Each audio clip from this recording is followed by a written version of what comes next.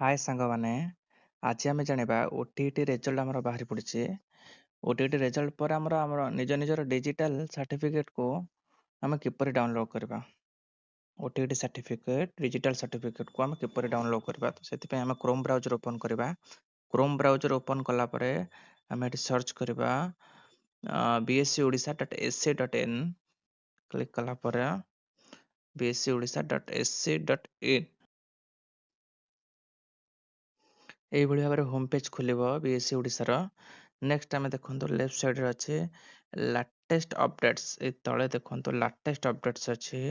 এই latest updates ପାଖରେ ଆମେ ଲେଖା ହେଇଛି ରିଡ୍ ମୋର ଉପରେ କ୍ଲିକ୍ କରିବା।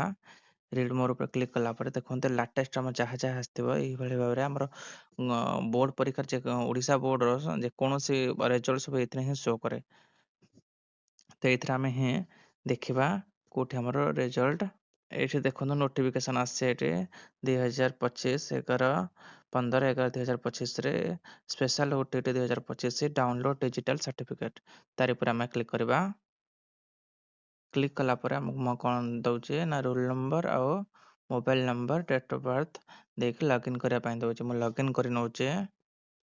ଲଗ୍ଇନ୍ କଲା ପରେ ଆପଣଙ୍କୁ ପେମେଣ୍ଟ ଅପସନ୍ ଆସିବ।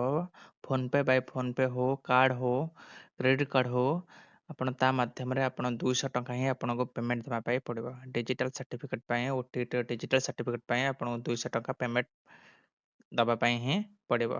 ନେକ୍ସଟ ଆପଣଙ୍କର ଓଟିଟି ସାର୍ଟିଫିକେଟ ଡାଉନଲୋଡ ହେବ। ମୁଁ ପେମେଣ୍ଟ କରୁନାହିଁ କାହିଁକିନା ମୋର ଅଲରେଡ଼ି ପେମେଣ୍ଟ ସରିଯାଇଛି। ଏବେ ନେକ୍ସଟ ଲଗ୍ଇନ୍ ଉପରେ କ୍ଲିକ୍ କଲେ ମୋର ସାର୍ଟିଫିକେଟ ହିଁ ଶୋ କରିବ। ଦେଖନ୍ତୁ ମୁଁ ଲଗ୍ଇନ୍ କରୁଛି। ଏବେ ସାର୍ଟିଫିକେଟ ଏବେ ଶୋ କଲା।